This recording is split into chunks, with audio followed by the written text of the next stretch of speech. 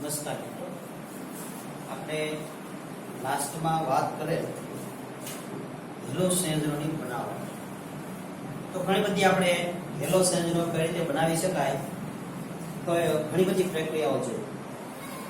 હવે આપણે ઘણી વખત એવા પ્રશ્ન મૂકે કે ખાલી જગ્યા મૂકે અથવા પ્રક્રિયા પૂર્ણ કરો તે રીતના પ્રશ્ન મૂકે તો આપણી બુકની અંદર અમુક એવા કોયડાઓ આપેલા, તો એ કોયડાની અંદર કઈ રીતે પ્રક્રિયા પૂર્ણ કરવી જોઈએ તો તેની વાત આપણે થોડીક આજે કરીએ. ધારો કે આપણી બુકની અંદર કોયડો નંબર 10.4 આપેલ, એની અંદર એક સંયોજન આપેલું છે કાર્બનિક સંયોજન. એની હાઇડ્રોબ્રોમિક એસિડ સાથે પ્રક્રિયા કરીએ તો મુખ્ય નિપજ કઈ બને તો આપણને ખબર કેમ પડશે? તો એની વાત કરીએ આપણે.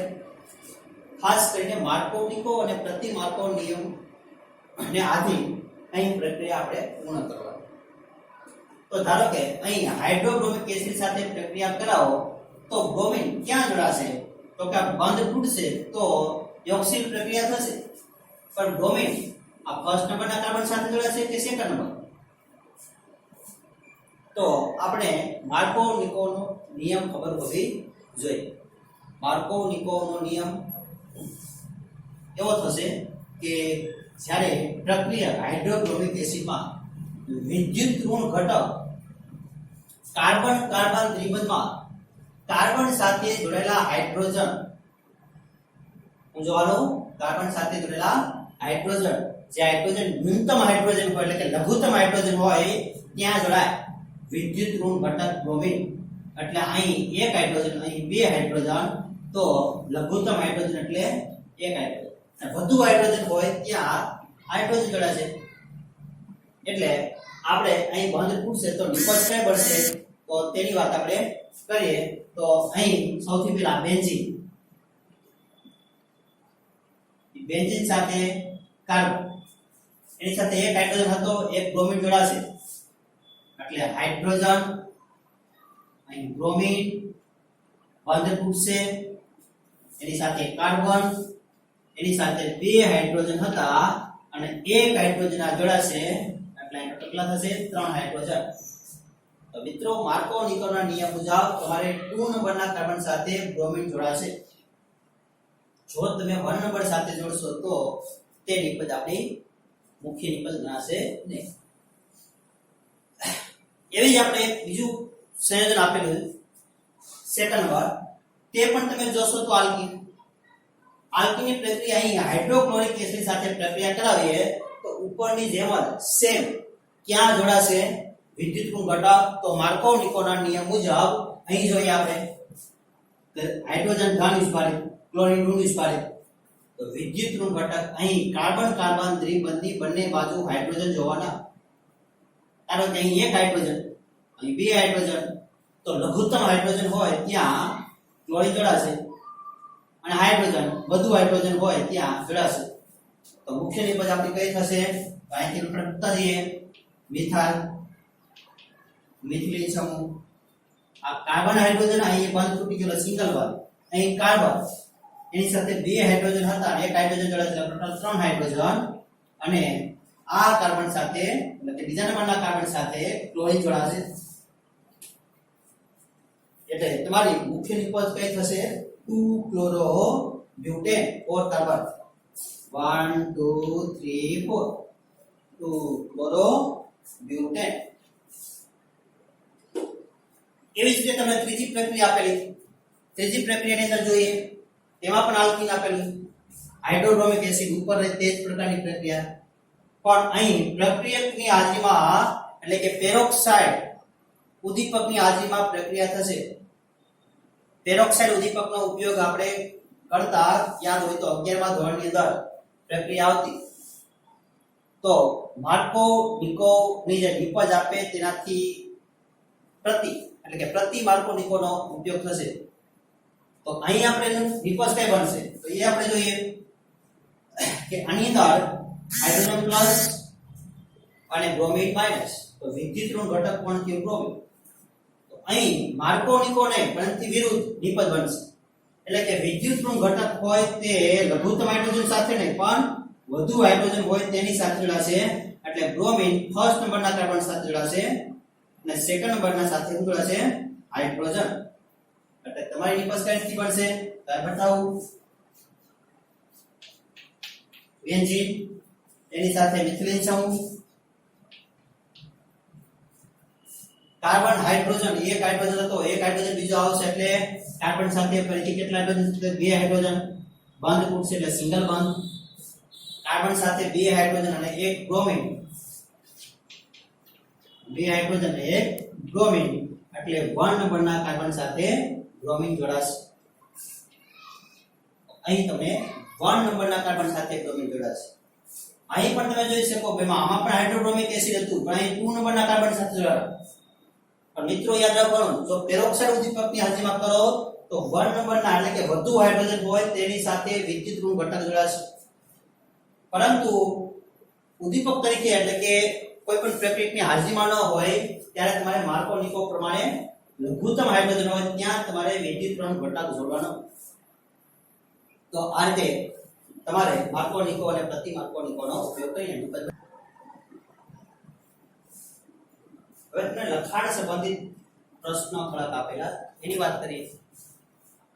તમને 10.2 નંબરનો એક પ્રશ્ન આવો આપેલો છે કે આલ્કોહોલ સંયોજનોની પોટેશિયમ આયોડાઇડ સાથેની પ્રક્રિયા દરમિયાન શા માટે સલ્ફ્યુરિક એસિડ વાપરવામાં આવતો નથી? તમે પ્રક્રિયા જોઈ હશે બનાવટની અંદર, પોટેશિયમ આયોડાઇડ સાથેની પ્રક્રિયાની અંદર સલ્ફ્યુરિક એસિડ વાપરવામાં આવતો નથી. તો કેમ નથી વાપરવામાં આવતો એની વાત કરીએ તો એની આખી પ્રક્રિયા સહિત સમજીએ તો ખ્યાલ આવશે કે ધારો કે પોટેશિયમ આયોડાઇડ હોય એની તમે સલ્ફ્યુરિક એસિડ સાથે પ્રક્રિયા કરાવો એટલેમાંથી હાઇડ્રોઆયોનિક એસિડ બને પ્લસ બાય પ્રોડક્ટ તરીકે બનશે પોટેશિયમ, આમાંથી સલ્ફેટ એટલે પોટેશિયમ હાઇડ્રોજન સલ્ફેટ.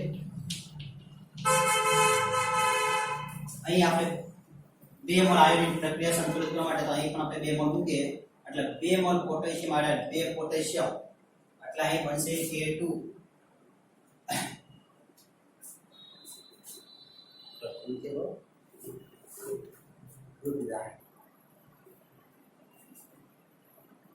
સોરી આમાં આપણે બાય પ્રોડક્ટ બનશે K2 SO4 કારણ કે અહીં 2 પોટેશિયમ હોય એટલે K2, અહીં SO4 એટલે SO4, 2 હાઇડ્રોજન અને 2 આયોડિન એટલે 2 મોલ હાઇડ્રોઆયોનિક એસિડ. એટલે આ રીતે પ્રક્રિયા સંતુલિત થશે. બાય પ્રોડક્ટ તરીકે આપણે બનશે પોટેશિયમ સલ્ફેટ અને હાઇડ્રોઆયોનિક એસિડ.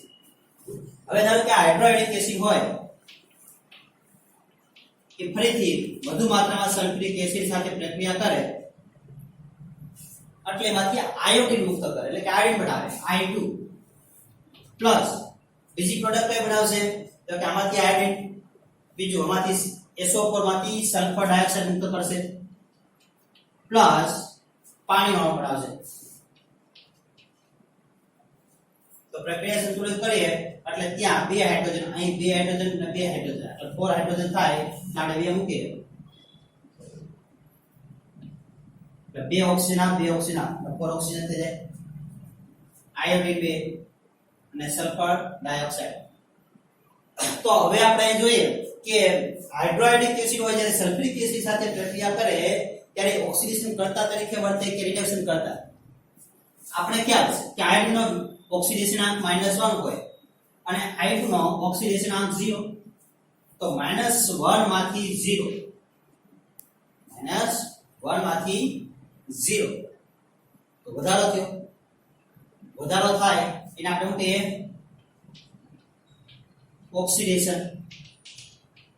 ઓક્સિડેશન થયું. અને ઓક્સિડેશન થતું હોય તેવા સંયોજન આપણે કે રિડક્શન કરતા પદાર્થ, રિડક્શન કરતા સંયોજન એટલે રિડક્શન કરતા તરીકે વર્તે.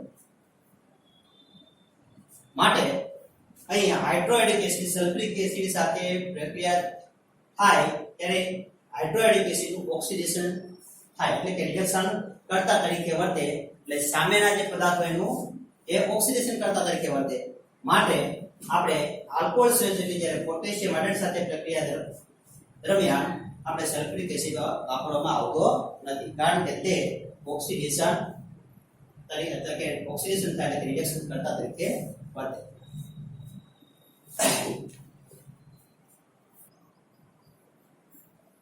હવે 10.3 આપેલું છે કે પ્રોપેનના જુદા જુદા ડાયહેલોજન વ્યુત્પન્નના બંધારણ લખો. ડાયહેલોજન સૌથી પહેલા તો મને પ્રોપેનની વાત કરીએ તો 3 કાર્બન ધરાવતો આલ્કેન. હવે ડાયહેલોજન એટલે કે બે હેલોજન, તમારે બે હાઇડ્રોજનનું વિસ્થાપન કરી તમારે કેટલા શક્ય બંધારણો બની શકે એની વાત કરીએ આપણે. અહીં આપણે લેતા જઈએ કે તમારામાં બે હાઇડ્રોજનનું વિસ્થાપન કરવાનું અને બે હેલોજન તમારે અંદર જોડવાના.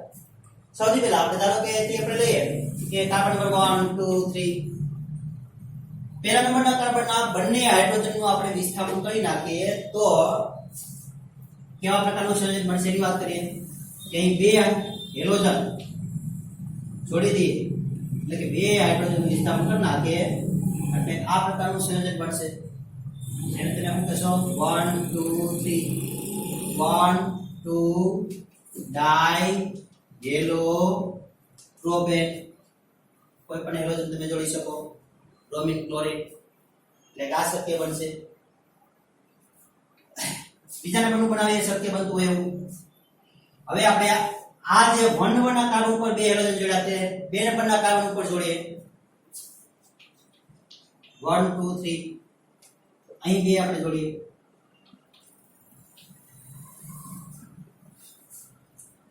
અહીં આપણે હાઇડ્રોજન હતા 1 2 3 કે હાઇડ્રોજન ત્યાં મૂકી દઈએ. અહીં તો સંયોજકતા પૂરી થઈ ગઈ. તો આ પ્રકારનું પણ એક ડાયહેલોજનનું આપણે વ્યુત્પન્ન બની શકે. તેનું નામકરણ કરવું હોય તો 2 નંબર ઉપર બે હેલોજન જોડણા એટલે આ બનશે 2 2 ડાઈ હેલો પ્રોપેન. ત્રીજું કયું શક્ય બની શકે? તો હવે જો આ બંને હેલોજન આ કાર્બન સાથે લઈ જઈએ તો ફરીથી એ 1 જેવું થશે. IUPAC ના નામકરણ મુજબ તે ફરીથી 1 1 ડાયહેલોજન થશે, એટલે શક્ય નહીં બને.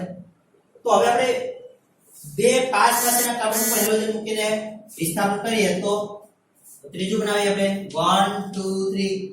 એક હેલોજન ફર્સ્ટ નંબરના કાર્બન ઉપર મૂકીએ, બીજો હેલોજન બીજા કાર્બન ઉપર મૂકીએ તો હાઇડ્રોજનનું વિસ્થાપન કરીએ આપણે 1 2 3.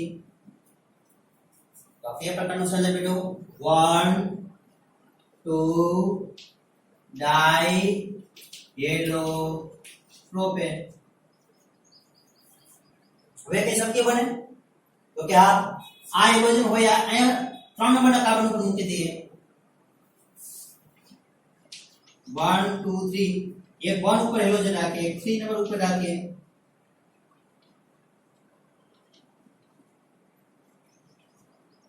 તો આનું નામકરણ થશે 1 2 3 1 3 ડાઈ યેલો પ્રોપેન. હવે કઈ શક્ય બનશે? ઘણા બધા થશે કે આ હેલોજન આ મૂકીએ તો લઘુત્તમ નંબર પ્રમાણે 1 ને 2 થશે તો 1 2 ડાયહેલો તો આપણે બની ગયું. તો આ રીતે આપણે મેક્સિમમ તમે ડાયહેલોજન ઉત્પન્ન હોય એ કેટલા બનાવી શકાય તો 1 2 3 અને 4.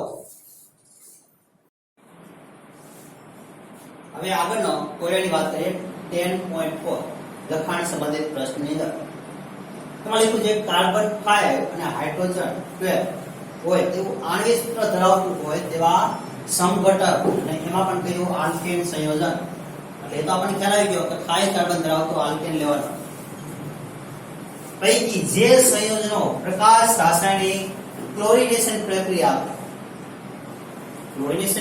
થતી હોય તેને આપણે ઓળખી બતાવવાનું છે. એ કયો આલ્કેન હશે?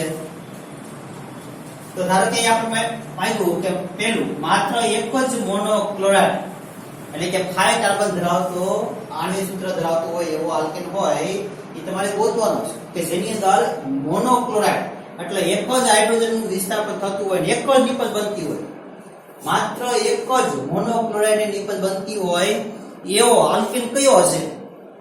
તો તમારે થિંકિંગ કરી આપણે કે 5 કાર્બન ધરાવતો આલ્કેન 1 2 3 4 5 ત્યાં આપણે એમાં આવી રીતે આલ્કેન મૂકી દઈએ.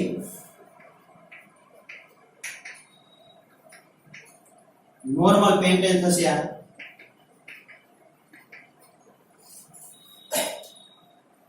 હવે તમે અહીં જોશો તો અહીં તમે મોનોક્લોરિનેશન એટલે કે ક્લોરિનેશન તમે ક્લોરીન જોડશો તો ક્લોરીન અહીં પણ જોડાશે, અહીં પણ જોડાશે, અહીં પણ જોડાશે, તો તમારી નિપજ 3 થશે.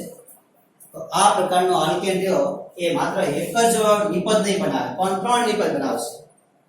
તો આપણે એવો આલ્કેન આપણે ગોતવાનો કે જેથી એક જ નિપજ બનતી હોય.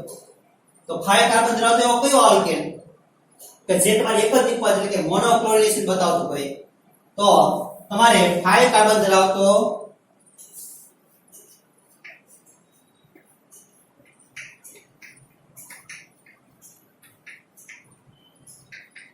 આલ્કેન, આલ્કેનનું નામ એટલે 2,2-dimethyl પ્રોપેન અથવા નિયોપેન્ટેન.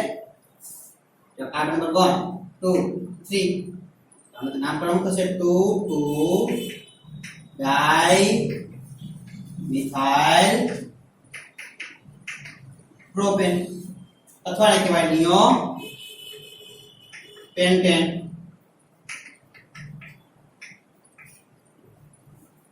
નિયો આપણે ખ્યાલ હોય તો અંતેથી બીજા કાર્બન ઉપર 2 મિથાઇલની શાખાઓ પડતી હોય તેને આપણે કહેતા નિયો, નિયોપેન્ટેન પણ કહેવાય.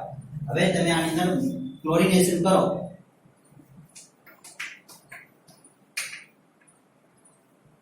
તો ક્લોરિનેશન આપણે કરીએ તો આમાં તમે કયા હાઇડ્રોજનનું વિસ્થાપન કરશો તો નિપજ બનશે. જો આ હાઇડ્રોજનનું વિસ્થાપન આપણે કરીએ તો પણ નિપજનું નામ હોય તે અહીં હાઇડ્રોજનનું વિસ્થાપન કરે તો પણ એ જ રહેવાનું, અહીં હાઇડ્રોજનનું વિસ્થાપન કરશો તો પણ એ જ રહેવાનું, અહીં હાઇડ્રોજનનું વિસ્થાપન કરશો તો પણ એક જ નિપજ બનશે. એટલે તમારે અહીં કીધું છે કે એક જ માત્ર એક જ મોનોક્લોરાઇડ બનતો હોય એવો આલ્કેન એટલે કયો?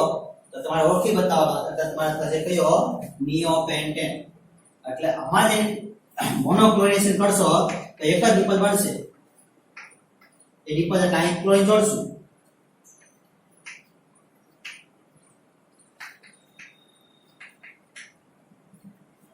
એટલે 1 ક્લોરો 1 2 3 1 ક્લોરો 2,2-dimethyl પ્રોપેન.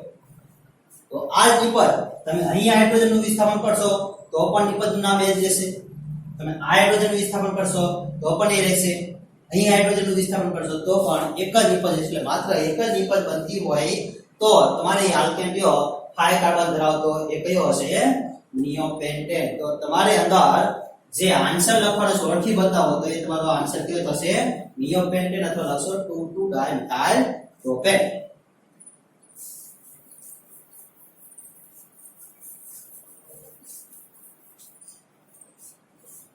બીજું 5 કાર્બન ધરાવતો આલ્કેન જ લેવાનો પણ 3 સમઘટક બનતા હોય એટલે ક્લોરિનેશન કરો તો 3 સમઘટકો બનવા જોઈએ. તો તમે કયા પ્રકારનો આલ્કેન લેશો તો 3 સમઘટકો બનશે? એની વાત કરીએ 1 2 3 4 5 કાર્બન ધરાવતો આલ્કેન.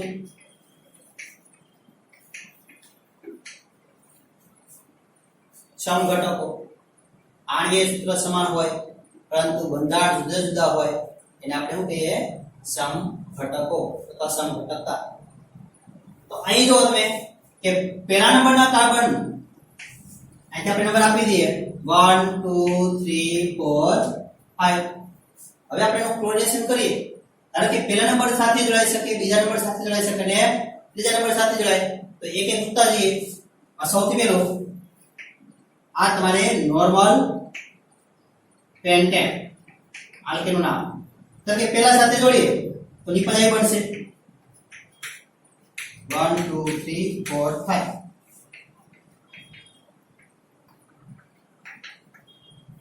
આનું નામ પણ કહીએ એટલે 1 2 3 4 અને 5. નામ પણ થશે 1 ક્લોરો પેન્ટેન.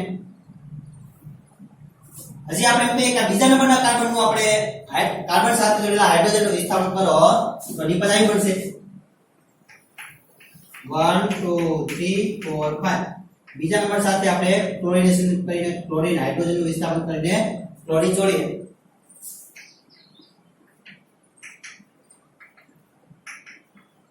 તો 1 2 3 4 અને 5.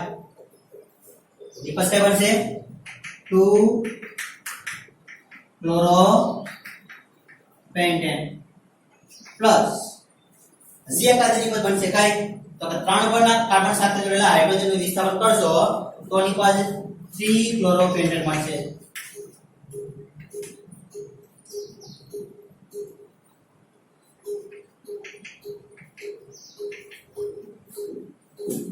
આની બધું નામ બન્યું 3 ક્લોરો પેન્ટેન. તો 3 સમઘટકો બન્યા મોનોક્લોરિનેશન થી. ઘણા બધા જે 4 નંબરના કાર્બન સાથે જોડેલા હાઇડ્રોજનનું વિસ્થાપન કરીએ તો ફરીથી લઘુત્તમ નંબર પ્રમાણે જોઈએ તો 2 ક્લોરો બને તો 2 ક્લોરીન વાળી નિપજ તો બની ગઈ. અહીં ફરીથી 5 નંબર કાર્બન સાથે જોડો તો ફરીથી 1 નંબર જેવી થશે નિપજ. એટલે તમે અહીં નોર્મલ પેન્ટેન લેશો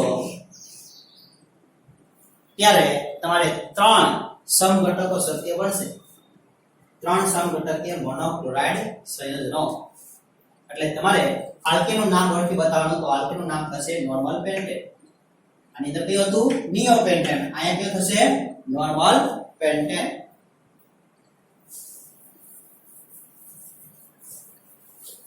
અને ત્રીજું અને લાસ્ટ 4 સમઘટક. 4 સમઘટક હોય એવા મોનોક્લોરાઇડ સંયોજનો બનાવવા હોય તો તમે કયા પ્રકારનો કાય કાર્બન ધરાવતો આલ્કેન લેશો તો એ 4 સમઘટકો બનાવશે. તો અહીં આપણે લઈએ 1 2 3 4 અને બીજા નંબરના કાર્બન સાથે એક શાખા પાડીએ મિથાઇલ.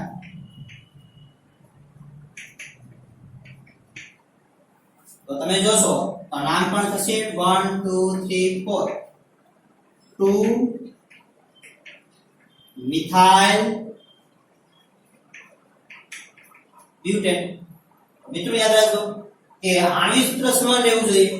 જોઈએ કાર્બન 5 1 2 3 4 5 કાર્બન 5 હાઇડ્રોજન આપણે 12 તો તમે જોઈ શકો 3 ના 3 ને 3 9 10 11 ને 12. તો આ રીતે હાઇડ્રોજન કેટલા 12. તો આણ્વિક સૂત્ર સમાન રહેતું હોય આ એક પ્રકારનો આલ્કેન છે 2 મિથાઇલ બ્યુટેન. જોઈએ હવે આપણે એના સમઘટકો કેટલા બને. સૌથી પહેલા આપણે એક આ હાઇડ્રોજનનું વિસ્થાપન કરીએ પહેલા નંબરના કાર્બન સાથે જોડેલા હાઇડ્રોજનનું વિસ્થાપન કરીએ એટલે આ પ્રકારની નિપજ બનશે.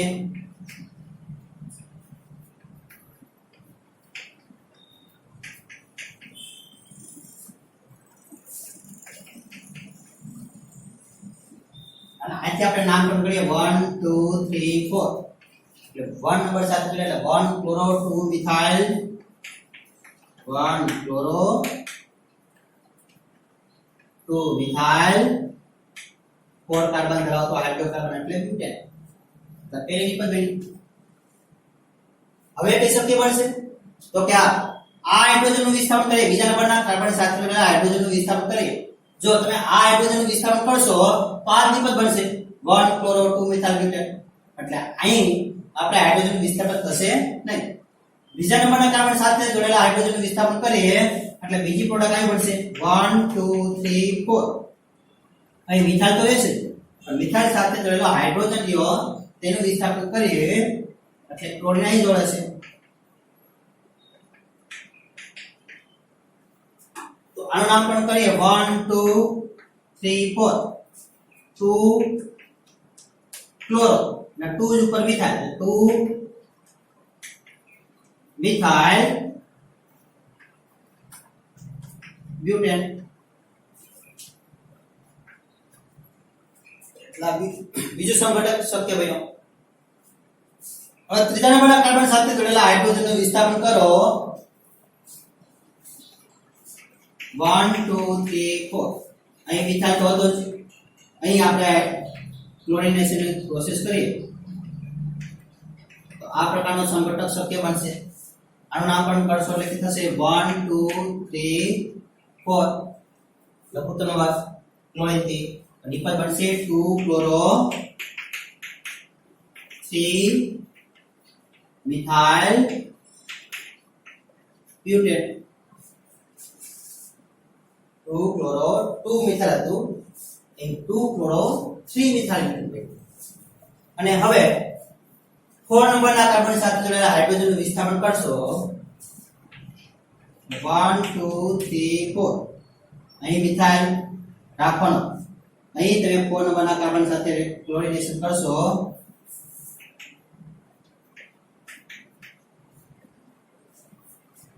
તો નામકરણ કઈ રીતે થશે? લઘુત્તમ નંબર આપીએ 1 2 3 4 1 ક્લોરો 3 મિથાઇલ બ્યુટેન. તો ટોટલ 4 સમઘટક શક્ય બને. એટલે મોનોક્લોરિનેશન 4 સમઘટક શક્ય બનતા હોય ત્યારે તમારે એ સંયોજન કયું તો તમારે લખવું પડશે 2 મિથાઇલ બ્યુટેન 2 મિથાઇલ બ્યુટેન અથવા આઇસો પેન્ટેન. આઇસો અંતેથી બીજા કાર્બન ઉપર એક જ મિથાઇલ હોય તો આઇસો લાગેલો આઇસો પેન્ટેન અથવા કહેશો 2 મિથાઇલ બ્યુટેન. તો મિત્રો તમને ખાસ પ્રશ્ન સમજો કે કાર્બન 5 હાઇડ્રોજન 12 હોય તેવું આણી સૂત્ર ધરાવતા હોય એવો એક આલ્કીન તમારે પસંદ કરવાનો કે જેનું તમે ક્લોરીનેશન કરો તો કેટલા સમઘટક બને. તો એક સમઘટક બનતો હોય તો એવું એક આલ્કીન પસંદ કરો જેની અંદર આપણે હતું નિયોપેન્ટેન. 3 સમઘટક બનતા હોય એટલે કે 3 સમઘટક બનતા હોય એવું આપણે જોયું. એની અંદર આપણે કયો હતો સંયોજન તો એની અંદર આપણે સંયોજન અંદર નોર્મલ પેન્ટેન. અને ત્યારબાદ 4 સમઘટક શક્ય બનતા હોય તો એની અંદર આપણે આલ્કેનનું નામ કહીએ તો એમાં થશે 2 મિથાઇલ બ્યુટેન. તો આ રીતે તમારે સમઘટકો બનાવવા પડશે.